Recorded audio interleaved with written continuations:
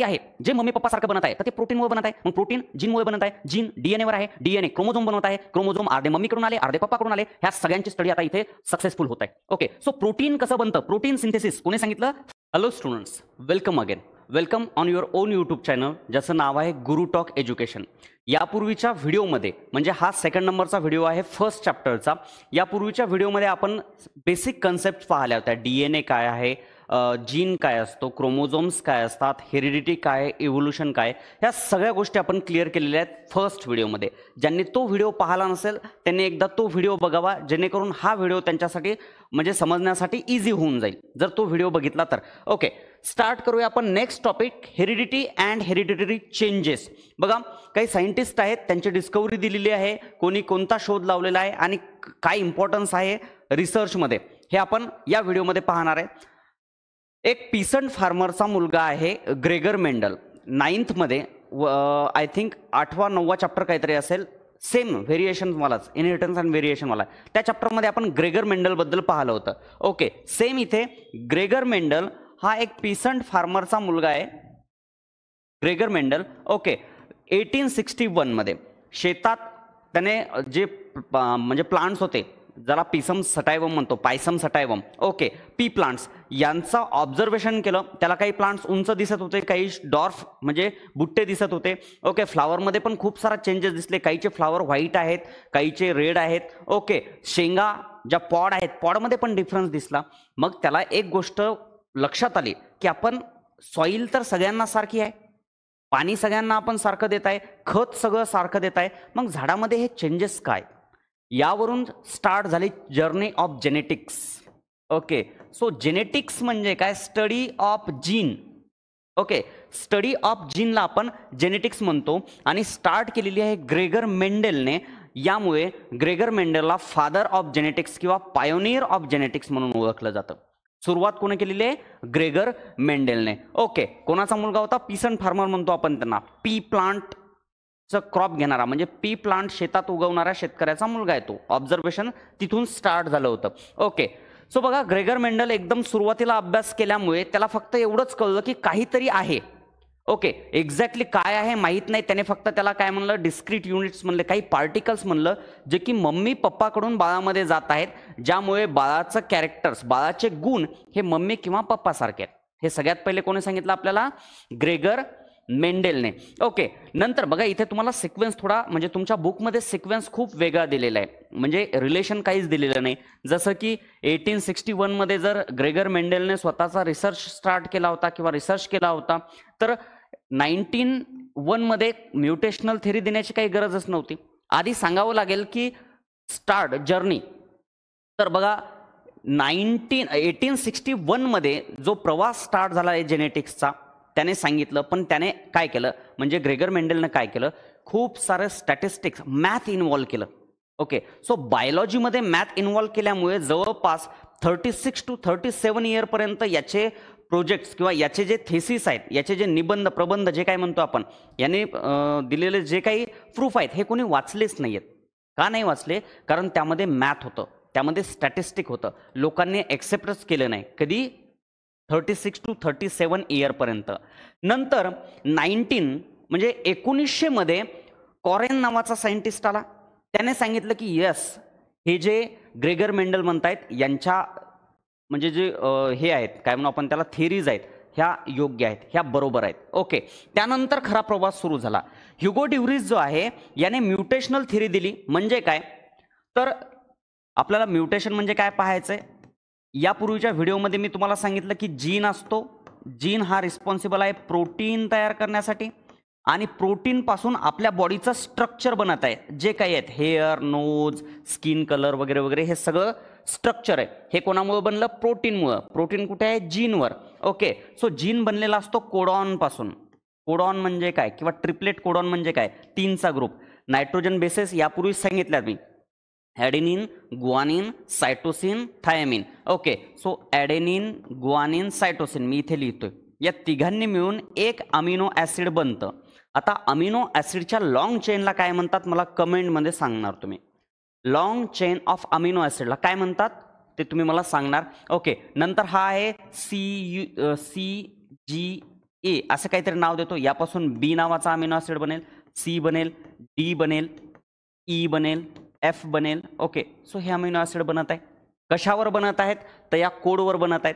जर हा एखादा कोड चुकला, जर या ठिकाणी जर चुकीचा कोड आला तर ए नावाचा अमिनो ऍसिड बनणार नाही. आणि ए नावाचा अमिनो ऍसिड जर बनत नसेल तर हे पूर्णच्या पूर्ण प्रोटीन चुकून जाईल.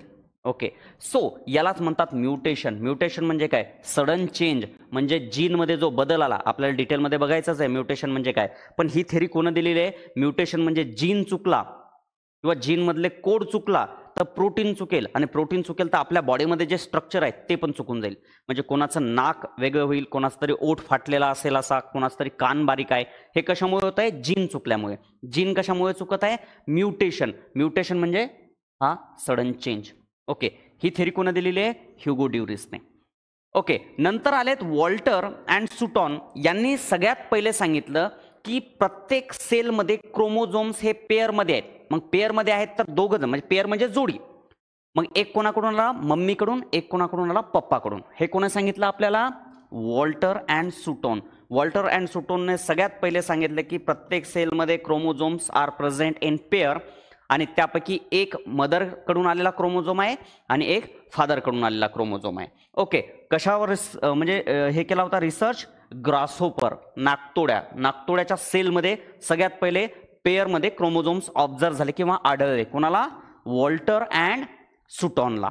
ओके, नंतर आहेत हे ओस्वाल्ड अवेरी, मॅकलिन मॅककार्थी आणि कॉलिन मॅकलॉड. ओके, यांनी अतिशय महत्वाचं काम केलेलं आहे. जसं की याच्याशी देणं घेणं नाही आहे तुम्हाला, बट एक स्टोरी ऐकून घ्या.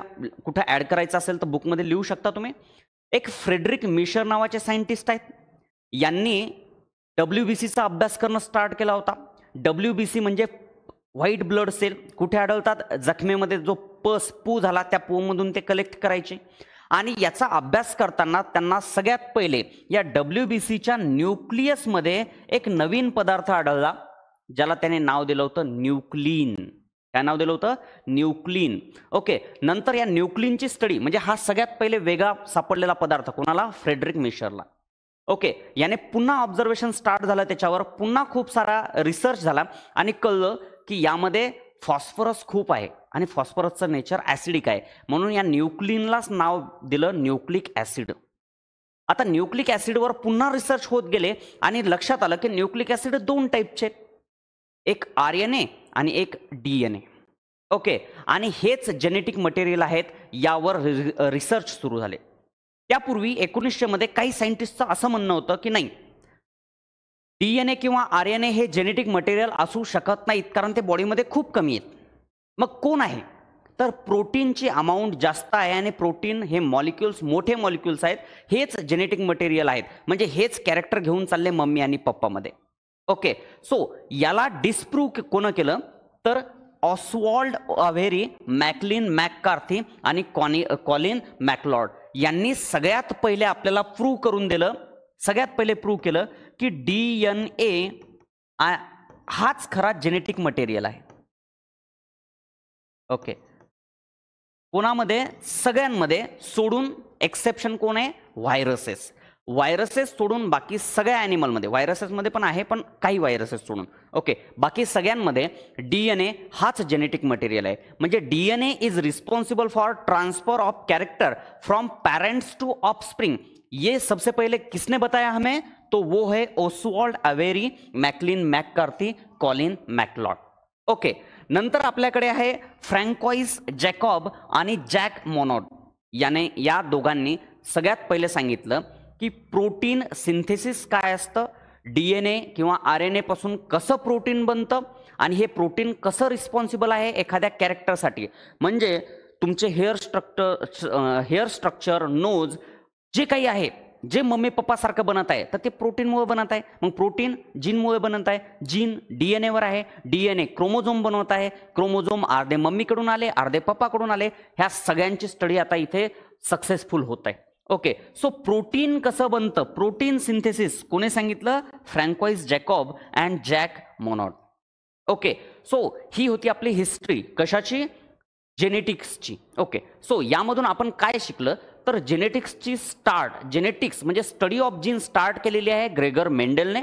That's why he is known as father of genetics. Okay, आणि आपण जीन म्हणजे जेनेटिक्सचा समजा बेस म्हणूया. या जीन पासून प्रोटीन बनतं आणि या प्रोटीन पासून स्ट्रक्चर बनतं, हे या व्हिडिओमध्ये आपण शिकलेलं आहे. ओके, अतिशय सोपा असा टॉपिक होता. ओके, लास्ट मध्ये आपण पाहणार आहेत काय फायदा आहे जेनेटिक्सच्या स्टडीचा, एक्झॅक्टली काय फायदा होणार आहे आपल्याला किंवा आपल्या म्हणजे सोशल समाजामध्ये काय फायदा होणार आहे. ओके, सो जेनेटिक्स म्हणजे एखादा DNA आहे. जर या DNAची मला टोटल इन्फॉर्मेशन भेटत असेल तर मला एक गोष्ट कळेल की कोणता जीन कोणत्या स्ट्रक्चरसाठी काम करत आहे, कोणता जीन कोणतं प्रोटीन तयार करत आहे, आणि हा प्रोटीन जो आहे कोणत्या स्ट्रक्चरवर कोणत्या स्ट्रक्चरवर परिणाम करत आहे. ओके, सो आपण डायग्नोसिस करू शकतो. जर समजा काही डिसीजेस आहेत, डाऊन सिंड्रोम असेल, क्लिनफिल्टर सिंड्रोम्स असतील, म्हणजे जे काही जीनमुळे होणारे डिसीज असतील. ओके, सो या डिसीजचं डायग्नोसिस या जीनचा अभ्यास करून म्हणजे ओळखू शकतो ते डिसीज कसे आहेत. ट्रीटमेंट करायची असेल तर त्या जीनला एकतर रिप्लेस करावं लागेल किंवा जीनवर काहीतरी ट्रीटमेंट करावी लागेल. ओके, म्हणजे डिसीजची ट्रीटमेंट पण आपण करू शकतो जीनच्या अभ्यासाने. कोणता डिसऑर्डर्स आहे आणि ऑर्डर्स पण ओळखल्या जातात with the help of study of gene. आणि काही हायब्रिड्स पण बनवता येतात जीन मिक्स करून. म्हणजे बघा, समजा आता ही एक सेल आहे, या सेलमध्ये हे जीन आहेत. ओके, हे जीन जर एखादं प्रोटीन तयार करतायत, जसं की आपण म्हणू इन्सुलिन. ओके, इन्सुलिन तयार करत आहेत. ओके, तर हा जीन कट केला जातो आणि दुसऱ्या एखाद्या बॅक्टेरियाला वगैरे तो जीन लावला म्हणजे तो बॅक्टेरिया काय करेल, इन्सुलिन तयार करेल. मग ते इन्सुलिन आपण इंजेक्शनमध्ये घेणार आणि लोकांना म्हणजे ज्याला इन्सुलिनची गरज आहे त्याला ते इंजेक्ट करणार. ओके, सो आपण काय केलं, हॅब्रिड केला. इथला जीन तोडून इथे लावला, हॅब्रिड मिक्स केला आणि यामधून काय केलं आपण, ट्रीटमेंट केली त्या पेशंटची. सो या पद्धतीने आपण काय करू शकतो, हायब्रिड बनवू शकतो. तसंच तुम्ही पाहिलं असेल तर आता आपल्याकडे वेगवेगळ्या गायी आहेत ज्या की 40 लिटरपर्यंत दूध देतात. मग त्यांच्यामध्ये जीन ॲड केला, हॅब्रिड बनवली ती. त्यानंतर अशा बऱ्याच काही कोंबड्या आहेत ज्या की खूप सारे एग्स देतात, त्यांच्यामध्ये पण काय केलेलं आहे, हॅब्रिड बनवलं आहे. बॉयलर वगैरे कोंबड्या ज्या आहेत ह्या हॅब्रिडच आहेत. कशामुळे तयार करू शकलो आपण, तर हे सगळं पॉसिबल झालेलं आहे जीन मिक्सिंगमुळे, जीन हायब्रिडायझेशनमुळे.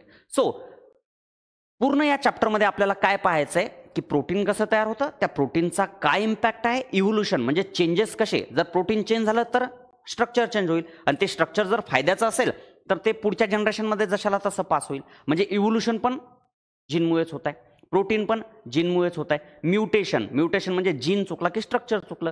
कधी कधी चुकलेली गोष्टही कामाची असू शकते, त्यामुळे पण ते कॅरेक्टर पुढे जाईल. ओके, सो हेच आपल्याला या नेक्स्ट व्हिडिओमध्ये बघायचं आहे.